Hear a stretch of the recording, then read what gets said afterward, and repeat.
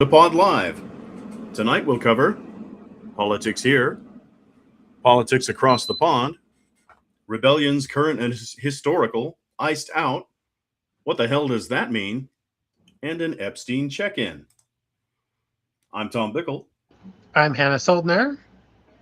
And I'm Matt Nisanoff. We'll start with politics here. I think the big story we all agree in this past week has been the story about Mitch McConnell, who has, for several weeks, been somewhere else. He hasn't been at work, and he hasn't been seen around home, and he hasn't been seen in any place that you might expect a seated United States Senator. And it was so mysterious that the Kentucky governor actually wrote a letter to him and said, "Hey, can you show yourself? Can you let us know you're doing all right or what's going on? We certainly want you to wish you well, and we'd like to see you so that we can do that." And the Republican leadership all said, "Oh, we talk to him on the phone all the time. There's no missing anything. He talks to us on the phone." And so people are saying, "Yeah, but we'd like something a little more." It's interesting that they did end up releasing a photograph of Mitch McConnell with his wife. He is in the hospital. He had some sort of episode that required him to be rushed unconscious to the hospital. There's the picture itself. And interestingly enough, I think, is that little item he's holding in his right hand. That's a newspaper. So sort of like a hostage situation. They not only have a picture of him, but they have a picture of him holding a newspaper to prove the day that the photograph Just was taken. casually, as one does. Exactly. Happens all the time in family photos. So that's the big story. What do you guys think? What do you gals think? After you, Hannah. I just saw an update today that his wife was seen leaving a rehab facility in a trench coat and sunglasses and a mask. So now everybody was asking, "What's that about?" It's just, it's hard to describe it as anything other than weird. Hey, she just like lost her husband and primary source of income. She's had to turn to private detective work to pay the bills. Isn't it obvious? Sorry, go ahead. Maybe she's in the new series of A Man on the Inside, I guess. She's got a bit If part you've in seen that. Matlock. Would you just stop hating on a girl? It's just it's got levels of weird. I mean, I was listening to somebody today say, like, unfortunately, you kind of can't be the party of a politician who rose to power amongst conspiracy theories without generating conspiracy theories no matter what you do. And so, yes, in one hand, it makes sense that if you're in your 80s and you fall and it knocks you unconscious and you have pneumonia, that maybe you don't want to talk and you just want to sit there and recover. But it just also seems very, there's a lot that's weird about it. And it also kind of raises these suspicions of, like, if he's alive and well, but incapacitated, to what degree should he be making law? And things like that. So I don't know. It's a weird situation. Yeah, my piece is that this is. Let's start here. I don't think it gets said enough, and I'd like to say it for saying its sake. This is a party who jettisoned all its credibility, all of it. They swept out the corners, all of it. They have no credibility at all. Long ago, they have rented out the space it used to take. They have no credibility. They are not to be believed. And when they come at us with anything that looks funky, you have to assume the worst. You have to assume you're being lied to. You have to assume deception. And you'd be a fool not to. With this hokey schlock, this nonsense, listen, experts have said it's not AI. Experts have said it's not, shot 2 years ago. And they say it's this and that. Something is afoot. Just because I don't know exactly what it is doesn't mean it isn't. This is a party who, again, aggressively jettisoned its credibility, in part by embracing conspiracy theory to juice up the rubes and get some semblance of excitement in their political party by engaging in fantasy. And they love it that way. It keeps the truth as very, it's a big lava lamp. Is bloop bloop? Is that the truth? No, maybe it's it's up, it's down. Who really knows? You know what I mean? Place your bets. And so this is an environment they've chosen, and for exactly this reason. We don't know whether we're a stride or a foot, uh, and that's the way they like it, because I mean, there's a Senate seat at stake. He doesn't have a sister to swear in on the immediate. I mean, for Pete's sake, his sister, is that in the state constitution? It is the South, but you can't take something like this and not laugh in its face and go, no, really, where's Mitch? I want to see him. I want to talk to him. Every device bigger than a 50-cent piece in the world right now has a camera and a microphone. Be the easiest thing in the world for him to pick his little knobby head up and say, hello, world. The lights are still on. All right. Got to go get my catheter changed. Peace out. Double M. Right. And the bottom line is he's a public servant. That is exactly Absolutely. what they should be transparency enough to know that And the Democrats did it with majority. Dianne Feinstein. Yeah. The Republicans are doing it with Mitch McConnell. They're at a level of senator, therefore they get to do all sorts of secret things. That's not the case. In this kind of situation, you got to be honest with what's happening. The public has a right to know whether or not what's happening and whether you are okay or you're incapacitated or what the situation is. Well, and So I'd like to add, because I just have a lot of feelings about this, Matt. Um, when you can't believe the words of the people who know best, the people who are direct source, when you know they're full of crap, or be a fool not to suspect, what do you have left? You have evidence. The people outside of that house with the paramedics and stuff, they were waiting on a pizza, buddy. They were not in a hurry. If you have a little frail old man decomposing in front of our eyes, falls and hits his little noggin or his little turtle beak, or his heart stopped, which is also evidenced, reported somewhere, and you never know what to believe. Sorry, this is the world they've created. So you have to look at other evidence and give it some credence, because you can't believe the direct testimony. And so the paramedics stand around scratching their ass, not in any hurry to get back to the station. What else was it? Anyway, there's several bits of evidence that show this guy, and if he looks this good, just magnifies exponentially the suspicion you have to have that they don't have 3 seconds of him on camera. 3 seconds? Look at this guy. He's fantastic. His skin looks better. He doesn't look this good in years. He should have had a heart attack years ago. Apparently, it's fantastic for the skin. So yeah, if he looks this good, it makes no sense that there's no video, and you just can't believe him. And we shouldn't. And to me, it's a fraud upon the government. People should go to jail. Anybody involved in pulling this puppet strings should definitely go to jail. The guy that said he talked to Mitch McConnell, the multiple lying liars who lied when they said, that they talked to Mitch for 20 minutes, I think they should be brought on charges. That's just a little dream I have. I could be wrong. It's just an opinion. there you go. And that person, I believe, was John Thune, who's the majority leader of the Republican caucus. Well, there was another Senate. tidy whitey talking head that said so on CNN, I believe. I can't remember his name right now. Right, absolutely, and all of them could do a little jail time if they have committed some sort of crime. Let's move on to Lindsey Graham. There's another story that's perhaps a little bit more of a shocker, and that is Lindsey Graham is dead. And they admitted it. Sisters, and he admitted it, right. You had mentioned sisters, and that, of course, is related to the Lindsey Graham story.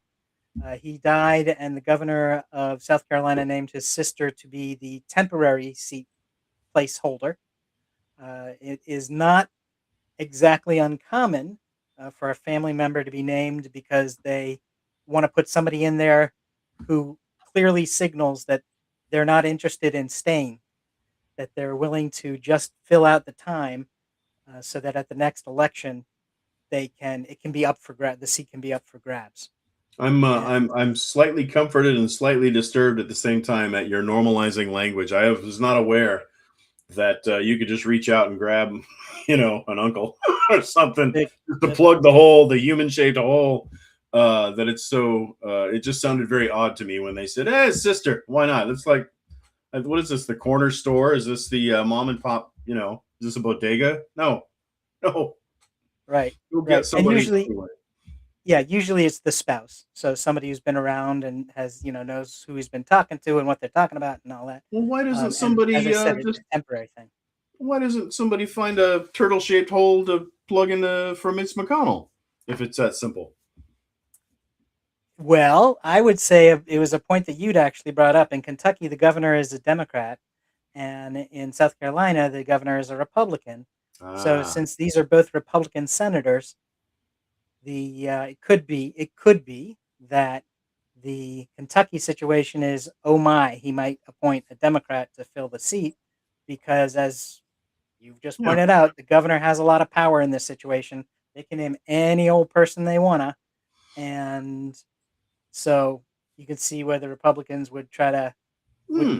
would be could be concerned as to Could be who a might be person could named. be tempted to gild the lily a little bit. You're saying, Matt? Is that what you're getting at? Is I that what think I'm that's hearing? where I'm going with that. Yeah, I think Oh that man, it could be you're Andy's. really It onto could something be there. I think. it could be the Kentucky governor's sister who he names. I mean, it, oh right, well the seat's open. My sister would be a great idea. Right. So since sisters are the Oh, rage right now, Mitch McConnell. He has we has a brother-in-law named Vladimir. Am I saying this right? Poutine. Yeah. Just going to right? serve out the remainder of the term, or be vice president in a matter of 6 months. We'll see. We'll see. Exactly. Hannah, anything about Lindsay?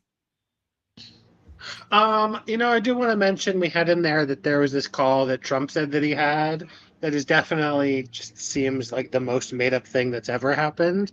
When he's just like, "Oh yeah, I talked to Lindsay before he died, and he said basically that what he officially said is like it's really important to pass the Save Act." But it definitely seems like some I met this famous person one time and they said that I was the coolest or whatever. It definitely Exactly. seems like the most made up thing um, that's ever happened.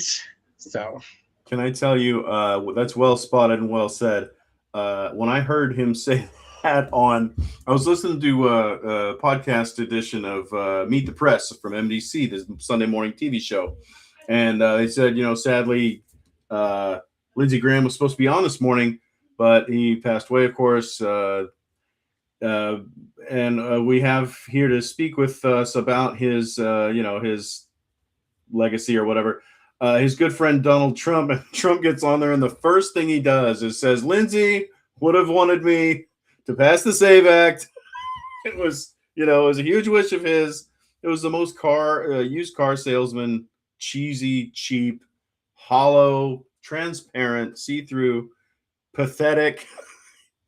Uh, you know, just a one more way to soil Lindsay's memory by wiping your feet on him as he descends this mortal coil, and use him as packing peanuts. I thought it was especially low, and the guy keeps on giving. What can you say? Right. Yeah, I'd say it's just typical Trump. And, I'm surprised that he didn't also throw in something like, and Lindsay also said that everyone should just ignore the Epstein files. You guys, that's old news. And on his way out, he told me, His last gosh, words, he said, "Give Trump a break." yeah, exactly. Which Yeah, could exactly. He still probably happen. just I didn't mean, think of it.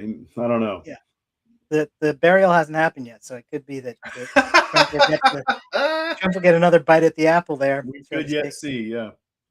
Um, Too true. Okay, well, let's move on to Marco Rubio and some statements that he's made recently.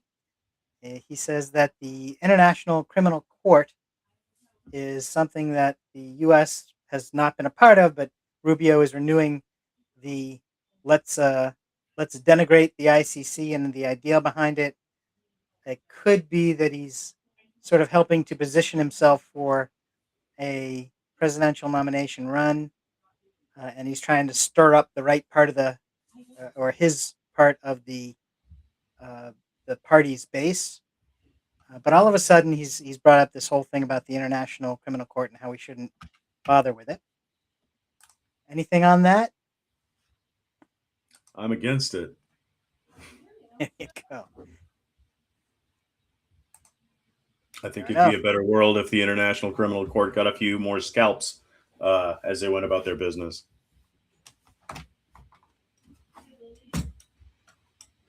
All Hannah, right. we can't hear you, dear.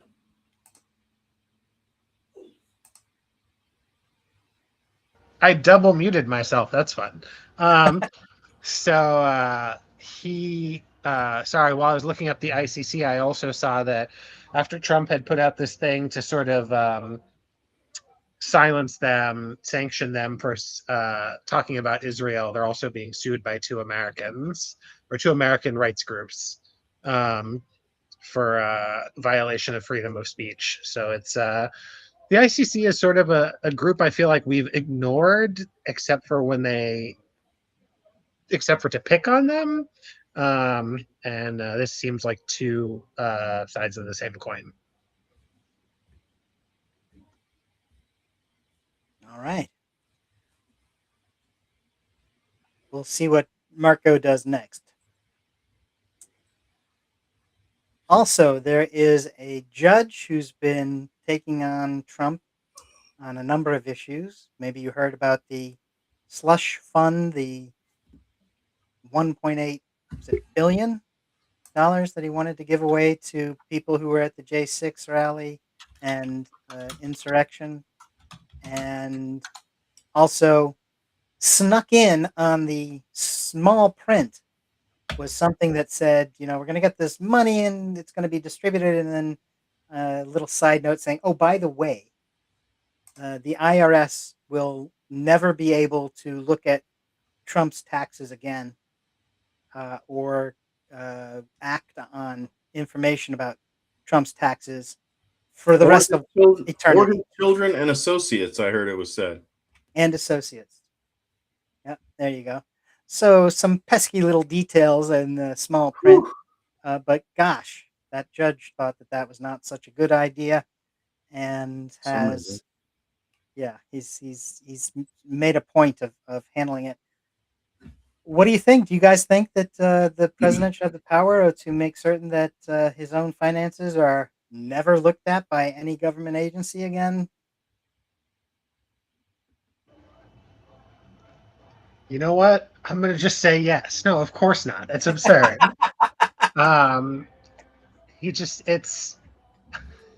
It's so bald-faced. Where is it's all just like such a ridiculous, I don't know. It's all so ridiculous. I can't even, it's so absurd how bald-faced it is. There's not some sort of because of this thing, we're going to do this thing or whatever. It just seems like he's like a toddler about it. He's like, oh, I don't want this to happen anymore, so I'm just going to say that. Right. The typical Trump scam.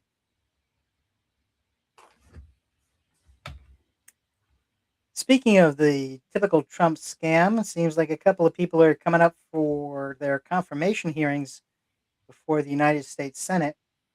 And one of them is the acting Attorney General now, and trying to get confirmed to be the next Attorney General. That would be Todd Blanche. And someone who has been a prosecutor in his life and even in New York. And so he came up to the Congress to get his fair shake of advising and consenting. And that, of course, looks like it's going to be strictly party line type stuff. But they did go through the actual hearing as well.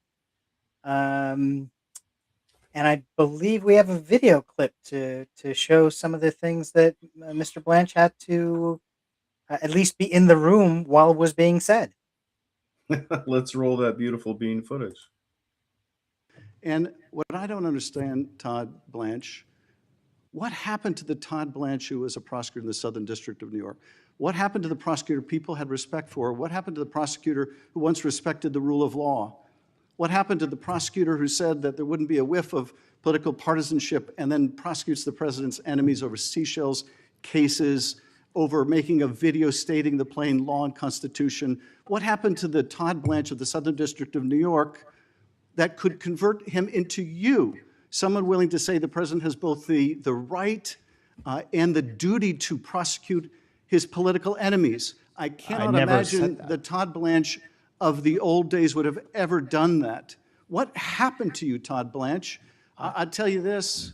I think Robert Caro had it right when he said that power doesn't corrupt as much as it reveals. I suspect it has just revealed who you are. And who you are is someone willing to sacrifice everything you once believed in for that title, for that position of Attorney General.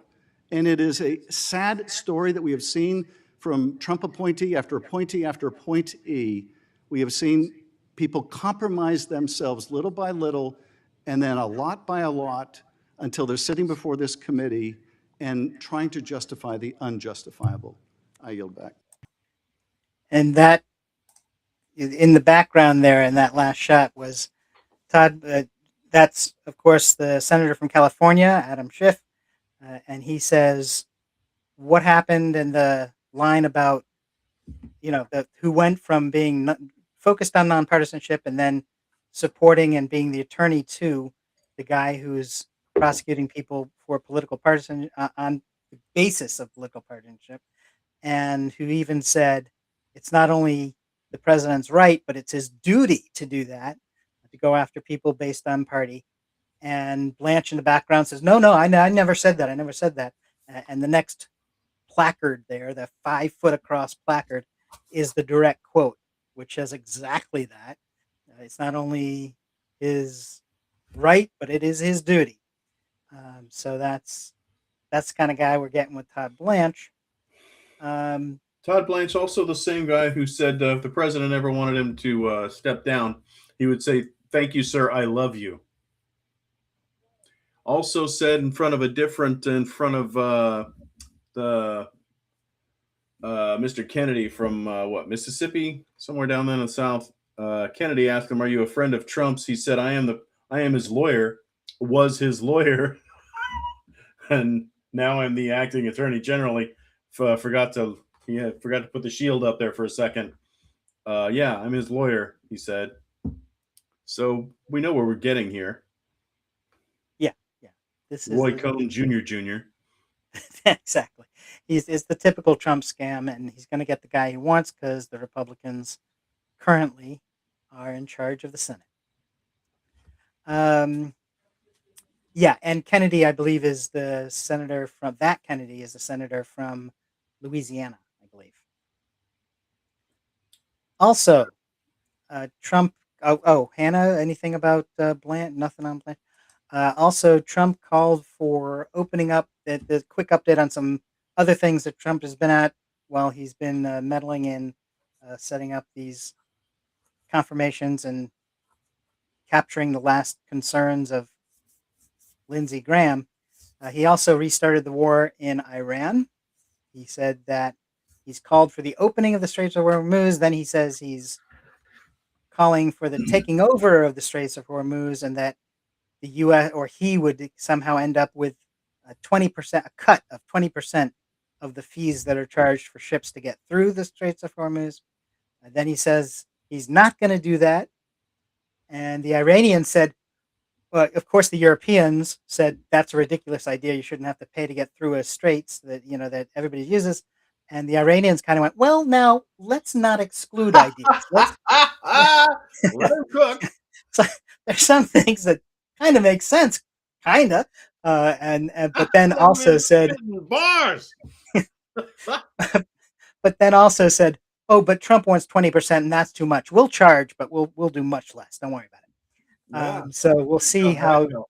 Yeah, another Trump idea that will be implemented once again against us, because it's all he knows is parasitic extortion. That's the only business model he understands. I take money from you and you give it to me. Done. End of transaction.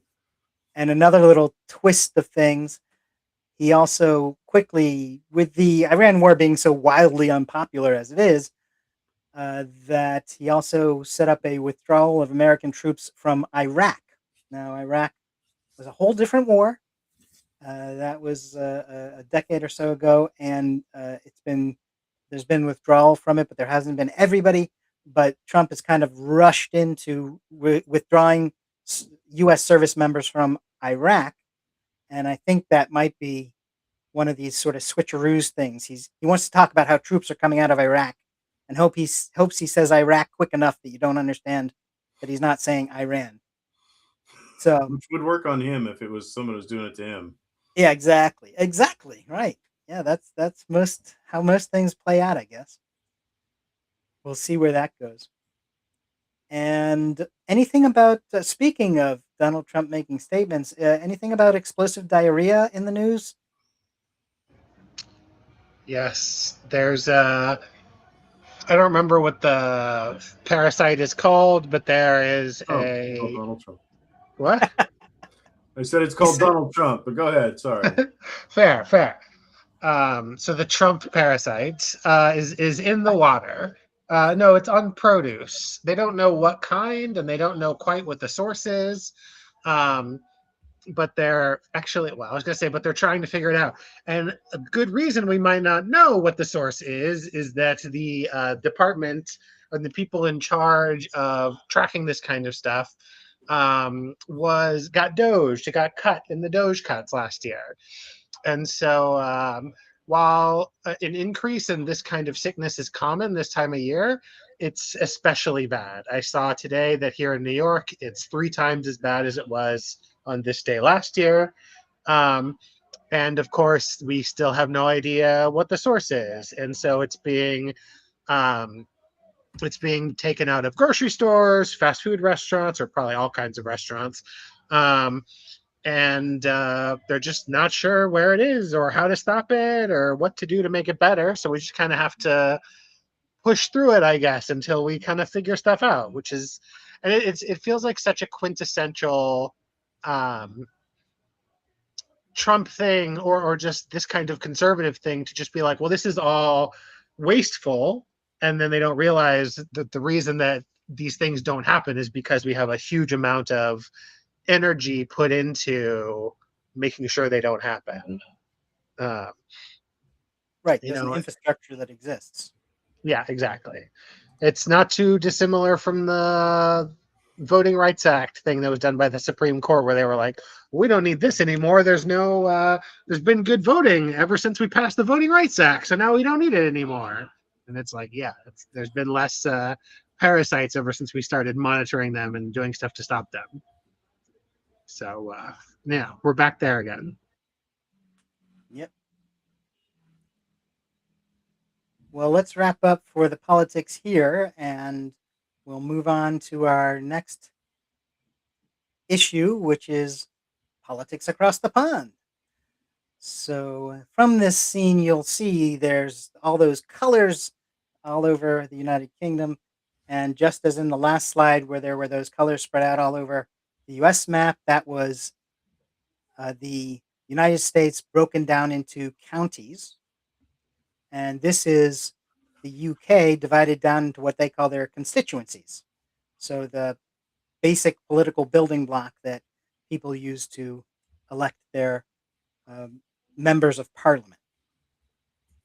And this is from a couple of years ago, actually. And but that's what you're looking at. And the reason it's here is because it looks like, you may have heard, there will be a new prime minister in the United Kingdom that, because it's a parliamentary system,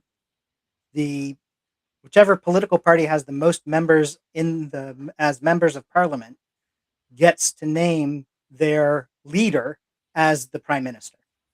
And right now, the most members are for the Labour Party, and Keir Starmer, who's been the prime minister for a little while, a couple of years now, has been run into a bit of a problem and has wound up being asked to leave by just about everybody in the United Kingdom. So it's enough voices that it's made a difference, and he's leaving. He's on the way out. And there's this other fellow by the name of Andy Burnham, who's been the mayor of Manchester and has wound up winning election to the parliament and therefore is eligible to become the prime minister. And as soon as he won that constituency, um, everybody fell in line. There were a half dozen people talking about running against Keir Starmer for leadership, and then when Burnham won that election, everybody just went, "Yeah, okay, well, we're with Burnham." So it's he's gone through to be prime minister very smoothly. We'll see what he actually does. The big issue there is Andy, and the real question is he going to be able to act on what he is promising and turn the fate of perhaps the country itself, but also the fate of the Labor Party from being perhaps wiped, taking some heavy losses in the next election and maybe being able to save themselves from being humiliated. We will see. Speaking of those who might humiliate themselves in England, there's a member of parliament by the name of Nigel Farage. And Nigel has a problem. And that is that a billionaire gave him a bunch of money. Big old $5 million loan or gift or somehow or another. The money went from this very large donor to Nigel Farage. And the system they have there says there's a time period before you are a member of parliament that if you get a big money donation for whatever reason, you need to write it down somewhere. You need to say this happened because it's considered proper because where you get the money from might have an influence, or at least the British public should know who is giving you money and how much, so that they can see what you do and see if there's concerns. And Nigel's argument was, well, but it was before I was a member of parliament that I got this money, so it doesn't really matter. And I didn't really have to report it. But he really did have to report it, and he really didn't. So to answer that coming up as a question, he has decided to pull a parliamentary trick where he says, well, I'm going to resign my seat. And therefore, there has to be an election to make certain that this constituency, Clacton is what it's called, to make certain that Clacton has an elected official in Parliament because I'm gonna resign. So he was expecting that everybody would, of course, be very concerned about this and would all the major parties would jump around and see what they could do to maybe defeat him in an election. And what's actually happened is all of the other major parties have said, well, there's a committee that's looking into your financial dealings, and they haven't made a decision on how they want to handle that. So when they make their decision, they will call for an election. We're not going to participate in your little farce of an election where you resign so that you could try to bring things up. We're going to wait until the committee makes its final decision. So we're not participating in your little scam. And Nigel had teed up the whole thing of being, this is the establishment versus the people. You'll see that all the establishment will come out to try to defeat me, and then I will represent the people and I will win. This slide here shows the member of one of the parties, the Liberal Democrats, a fellow by the name of Ed Davies. And Ed said recently, here's the quote, that actually the slide we just had, there we go. We take elections very seriously, so I can't back a joke candidate with ridiculous policies. So I hope Count Binface beats him, meaning Nigel Farage. So with all the major parties saying they aren't going to field candidates, one of the candidates who has said, I will run, is a fellow by the name of Count Binface. It used to be called Lord Buckethead, but there were some legal issues there, so he became Count Binface.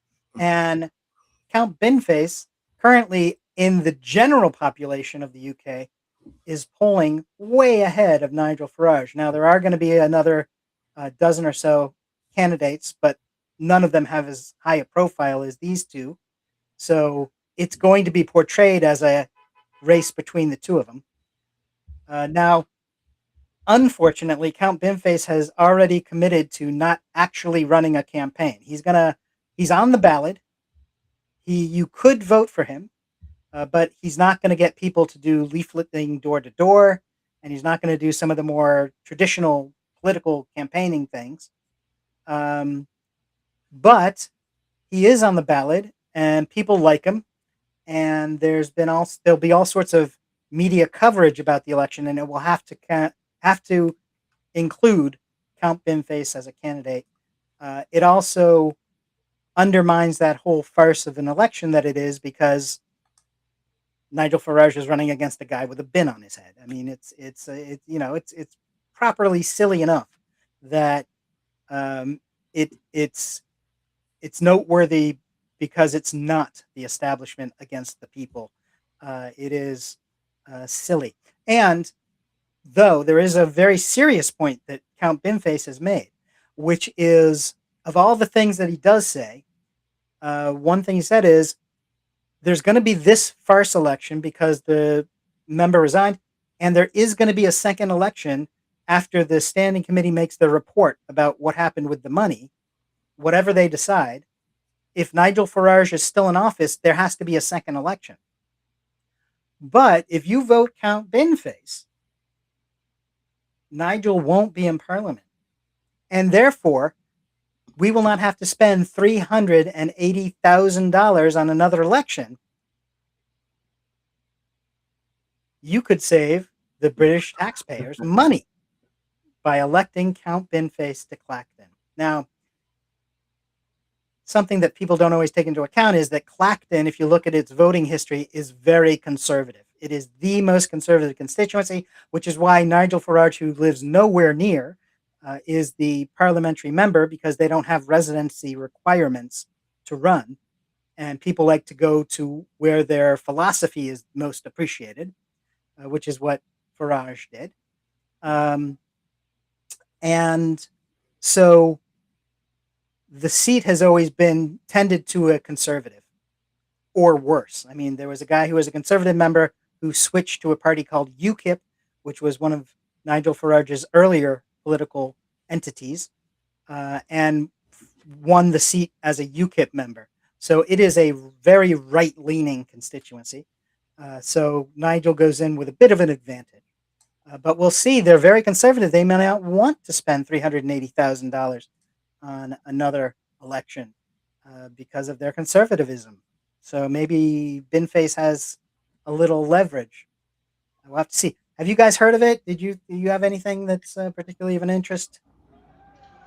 Yeah, I mean, I think that, like you said, Farage was a member of UKIP, which is the UK Independence Party, which obviously their main thing was Brexit, which meant that after Brexit happened, it kind of made their party's primary thing irrelevant. So now they're back with what's called Reform UK. And they are, yes, a far-right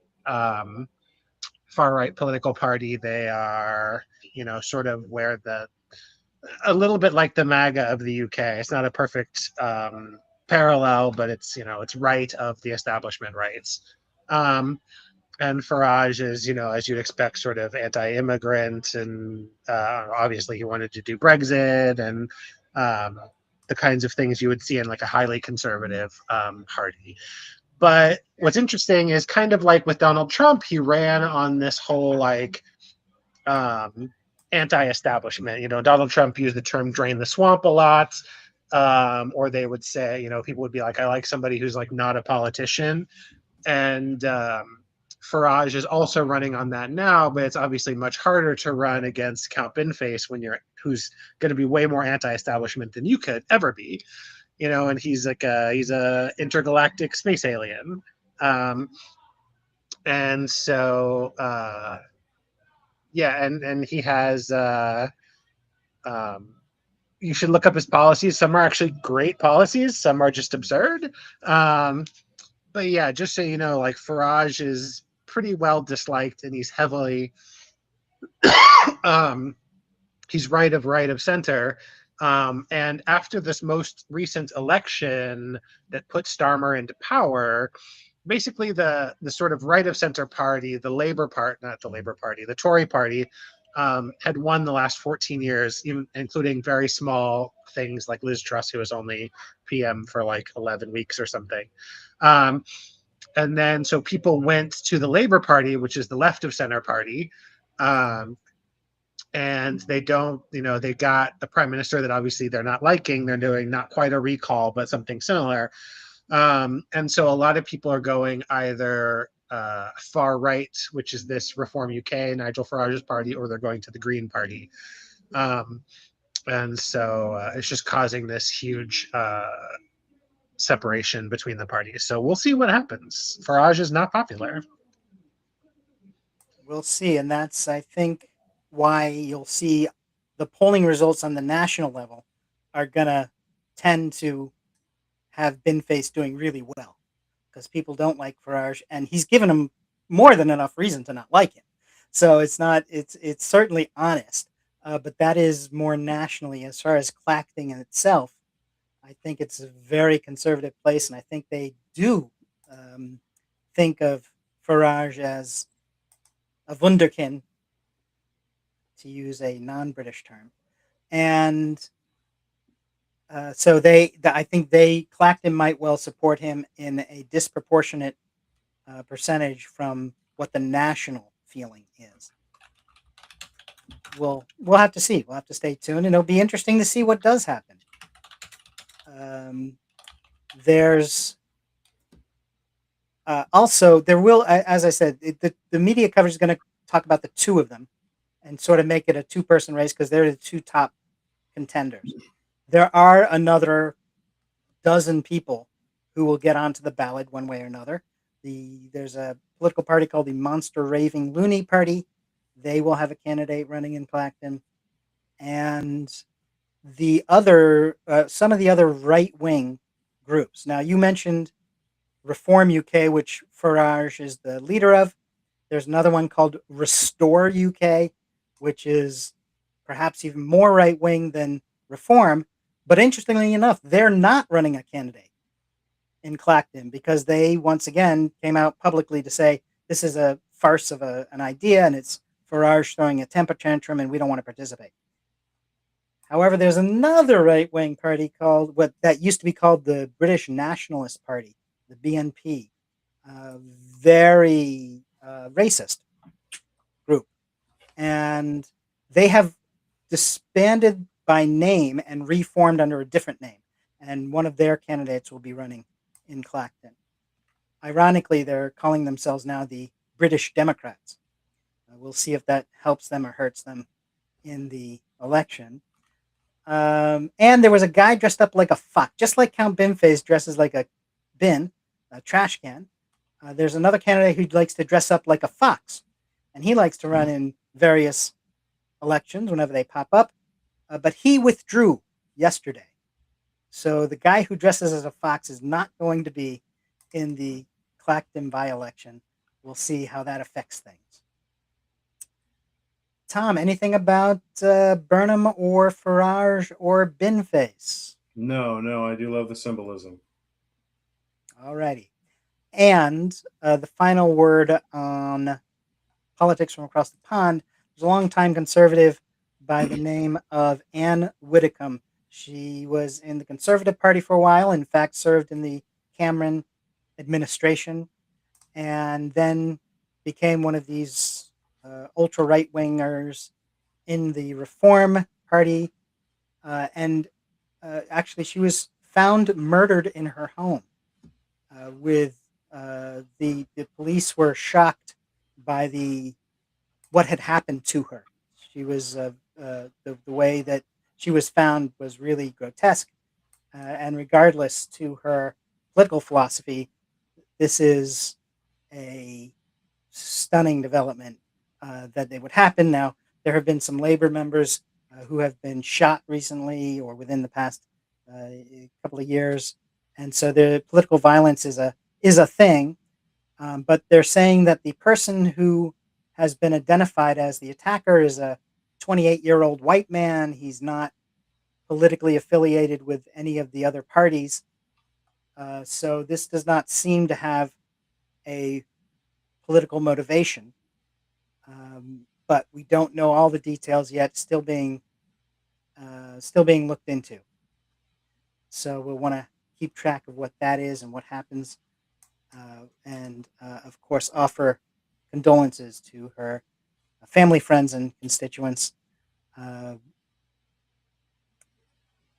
Time to move on from the UK. We'll move on to our topic of rebellions, current and historical. We'll be talking about some current issues and not the historic this time. There are 12 states who have attorney generals suing to block a merger between Warner Brothers and Paramount.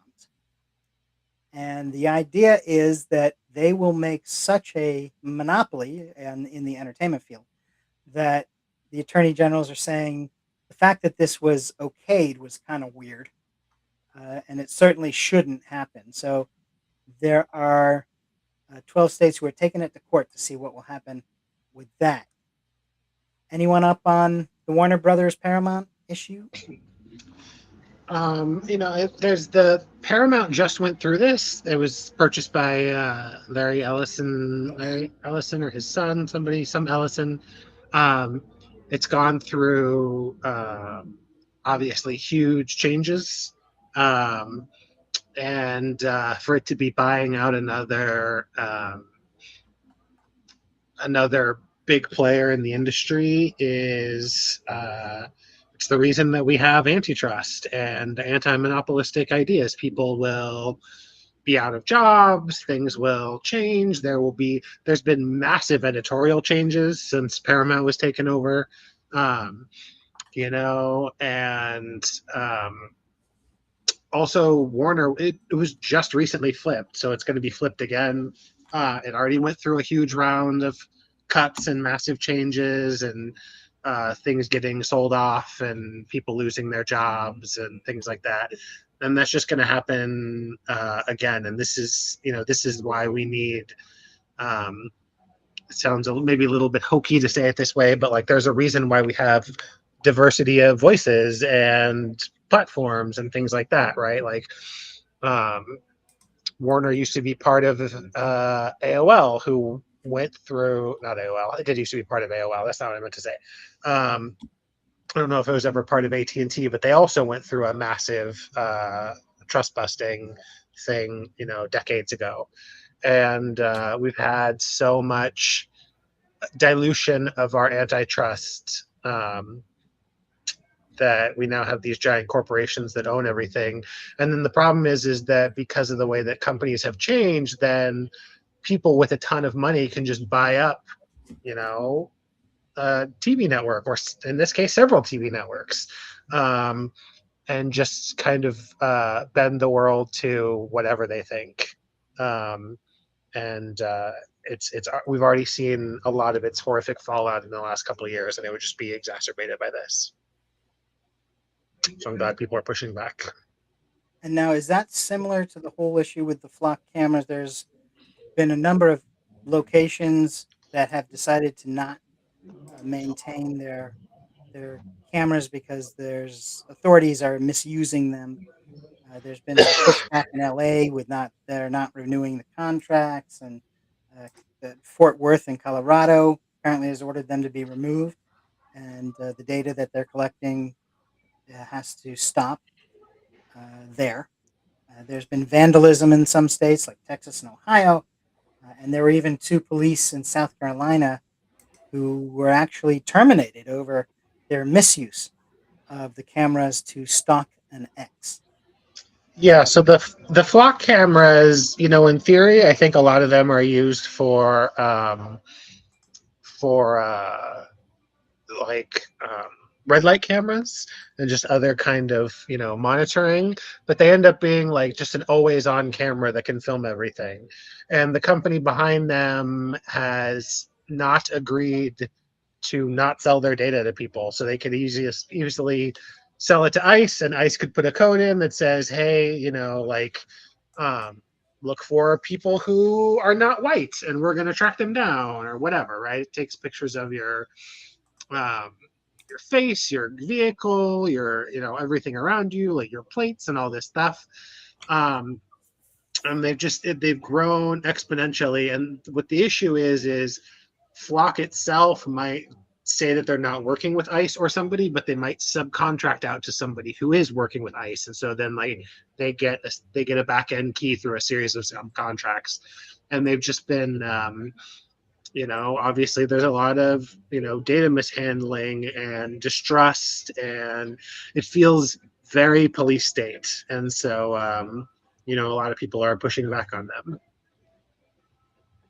There you go. And speaking of pushback, there's been another case where the candidate running for Congress, this time in Wyoming, is suing his own political party. He's an openly gay GOP candidate, and he is suing the GOP because his opponents have started slurring him as somehow being a pedophile. And there's even one supporter from another state, I believe it was Idaho, who was using social media to attack this candidate. And the candidate actually sued the guy in Idaho and got some action from the courts to prevent him from continuing, which is there's a little bit of a good news if you can consider anything in this as being good news. And back in Wyoming, the Wyoming GOP is doing things like making certain that he's not allowed at events. They had a so-called family values debate, and he was disinvited so that he couldn't participate based on this lie. So he seems to be fighting back, which is the underlying. There's the good part of it, is that he is fighting back and trying to be clear about the when you're trying to take stuff to an extra level to be able to smear someone, that can't be acceptable, and there has to be some sort of a backlash to that. I will keep an eye on that story. And then one other one is there is another class action suit, meaning a bunch of states joining together. This time there are 15 states. Before we mentioned there was the 12 AGs from states. This time there are 15 states that are suing the federal government over Trump's termination of a school-based mental health grant that is helping to fund mental health services. And the Republicans had already deteriorated it from a grant from the government to the states and made it school-based and made it these individual block grant type of things instead of the federal government just providing the money. Congress allocated $1 billion after the Uvalde school massacre that you might recall, and it was supported by all of the elected Republicans up and down the levels of government and from Texas. But Trump now says it's not in line with his priorities. Apparently, addressing mental health is not a priority to him. You can speculate as to why that is. But he's trying to make certain the money doesn't go through and people are standing up for that. Anything on those issues before we move on? I do want to say that this idea of the guy suing the GOP because they called him a pedophile, it actually kind of seems to me not too dissimilar than what we were saying about the or what I was saying with the conspiracy theories above. Like, if everything is a conspiracy, then it just becomes a conspiracy, and the GOP has been calling anybody they don't like pedophiles for a long time, be it queer people or progressive people or people who are doing sex education or whatever. And so, of course, they're going to start calling their own people pedophiles if they don't like them, and it ends up just becoming this thing where, they're just going to say it about anybody they don't like. And so this is not surprising as much as it's awful. Right. We are moving on to Iced Out, our next issue. And this is what's going on with the Department of Homeland and the Border Patrol folks who are wandering around the country thanks to unleashed in United States cities due to the federal government. And two more, they're killing people in the streets, and they can keep doing it. And here's two more examples. The most latest, the latest example is one in Biddeford, Maine, and a 26-year-old Colombian man was fatally shot during a traffic stop. And they know both state officials and their senators have noted that he wasn't even the guy they were looking for. He wasn't the guy on the warrant. They just went after him, and they decided to do the whole, routine of stepping in front of his car to say that he was trying to hit them with the car and shooting him. This has happened in Houston, Texas, and this adds another layer of concern because ICE agents fatally shot a 52-year-old Lorenzo Salgado Araujo. Araujo? Araujo. Araujo. And what's one of the other important issues here is that he's a Mexican national. He was a Mexican national, so he was here as a guest in our country, and the ICE just decided to go after him. They saw him in a car, and they decided to go after him. And in both of these cases, police did not have their body cameras on. They've said that there's all sorts of excuses that the stop hadn't been started officially or whatever they want to say. There's no video of these incidents anymore, and that is, of course, by design. And just like Biddeford, Maine, he was not the intended individual that they were looking for. They went out of their way to go after this. There were, of the protesters in this Houston assassination, they said that, once again, this is the whole thing of walking in front of the car saying he was trying to hit us with the car, so it's okay to shoot. And it's all part of Trump's war on America. Continue. Would you like to say anything about ICE before we move on? All the swear words I know. This is bullshit, and it's been bullshit, and it shouldn't be happening. It's completely antithetical to anything remotely about the American experience. Getting gunned down in the street by the authorities. It's bad enough freedom lets you get shot by, just regular people. Now we got to worry about this. And I keep hearing people point this out, and it sounds like it should mean something, but it doesn't. And it's starting to irritate me. And that is that he wasn't even the one they were looking for. What does it matter? And I say this belligerently, but not to you. What does it matter if he was the one they're looking for? There's no good reason to shoot people in the face in their car. Just sitting there. They're not robbing a bank. They're not pointing a rifle at you. There's no good reason to shoot anybody in the face. I don't care whose list it's on. I don't care if they're the guy you're looking for.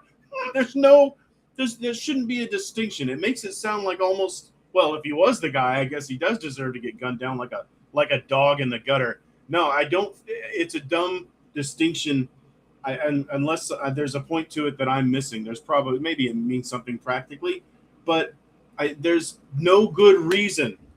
If these people are here illegally, if they just hopped the border, if you watched them get out of the river in Texas, there's still no good reason to shoot them, to beat them about the head and kidneys. There's no good reason. And this goes on too far. I saw some coverage of this. Some people in one of these towns confronted their city council, and they said, why aren't you protecting us? Why aren't they protecting us? What good are you? What good do you do? Why aren't the cops in there? We had a brief flirtation. Some governor, some mayor somewhere talked tough for a minute and a half, and maybe they're still doing it. I don't know. But they actually said, if you want to come and practice this kind of BS law in my town, you better be prepared to get shot at by the real authorities. And it sounded really good. I don't know if they're doing it. It should be every city. Every city should protect its citizens. Is that a novel idea? Is there some reason we're just sleepwalking through this? I don't want to live in this country as badly as I used to anymore.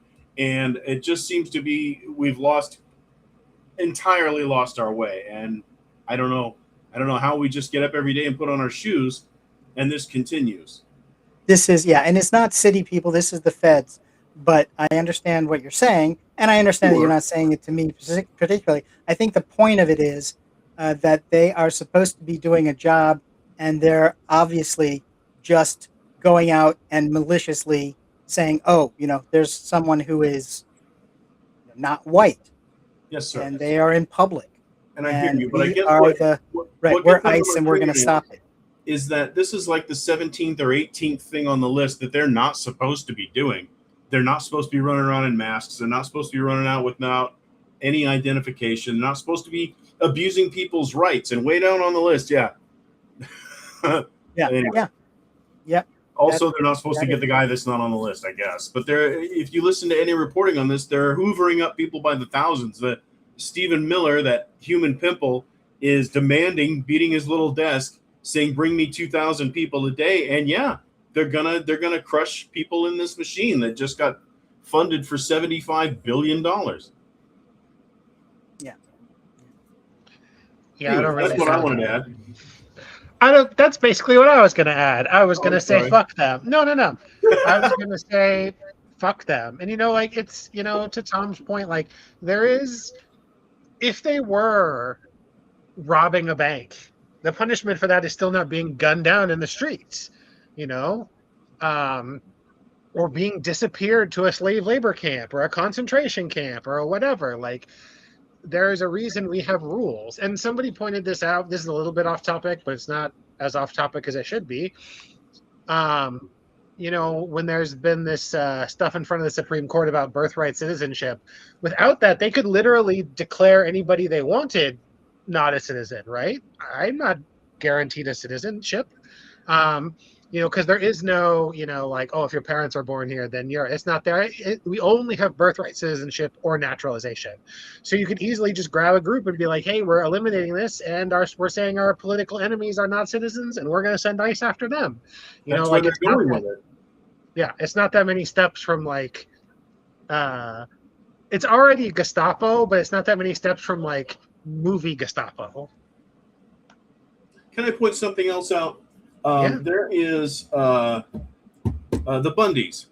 The Bundys out of the Idaho, Oregon area, the cattle ranchers. They got a bunch of guys together with rifles and they stood down federal officers to where the federal officers packed their lunch back up and left rather than have a firefight with these people. I didn't think it was a very good idea then, but where are those people now? I think we both know the answer to that question, but listen, I mean, you can't just keep rubbing people out. You just can't. I hope to God you just can't. Can you? Apparently you can. Anyway, I'm sick of it. As we all should be, certainly true. We are going to move on to the Epstein check-in. So we're going to go right to talking about some Goldman Sachs folks, actually specific. One of the lawyers for Goldman Sachs faced congressional hearings yesterday, or pardon me, earlier today as well. And she was questioned about her ties to Jeffrey Epstein and why the bank kept her on after their relationship, whatever the relationship was revealed. Committee members found that there had been exchanges of emails between the two, between this lawyer and Epstein, between 2014 and 2019, which was well after he was convicted of soliciting children for sex in 2008. And it was also, they started a year before she was hired by Goldman Sachs. So what's going on with that? That's what the questions were about. It also showed that what she'd actually been doing was sort of coaching him on the differences between sex with a minor as a sex victim and adult prostitution. What are the legal differences between those? As he was going off to defend himself legally, I imagine. And in turn, she was being given gifts for all of this. Apparently, she was given, according to MS Now, a $9,350 Hermes handbag, a $10,000 in gift cards to Bergdorf Goodman. I'm not a frequent guest there. I apologize for mispronouncing. A Fendi coat valued at $4,200 and an Apple Watch. So she You can was, say McDonald's on the first try. yeah. So she was getting she was being paid for it, for her advice in gifts, but she was getting something out of it, and she was providing him legal counsel. Now, she says, or at least as he's hearing, she's saying that she regrets having ever been knowing him or being involved, and that she really has sympathy for the victims. That's apparently as of this congressional hearing, I guess. Rumler said that she also resigned from Goldman Sachs in February. So she was being brought back before the committee to, I guess, establish some of the timeline and what exactly was going on.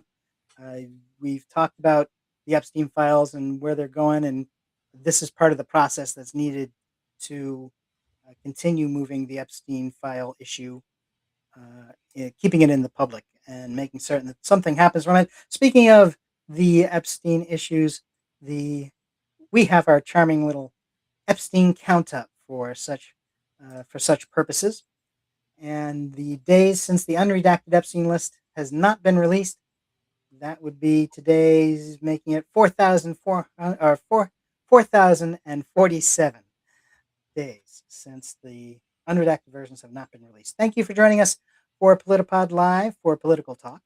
You're welcome to join us every Wednesday from 6 p.m. Pacific, and that's 9 p.m. Eastern, right here for PolitiPod Live.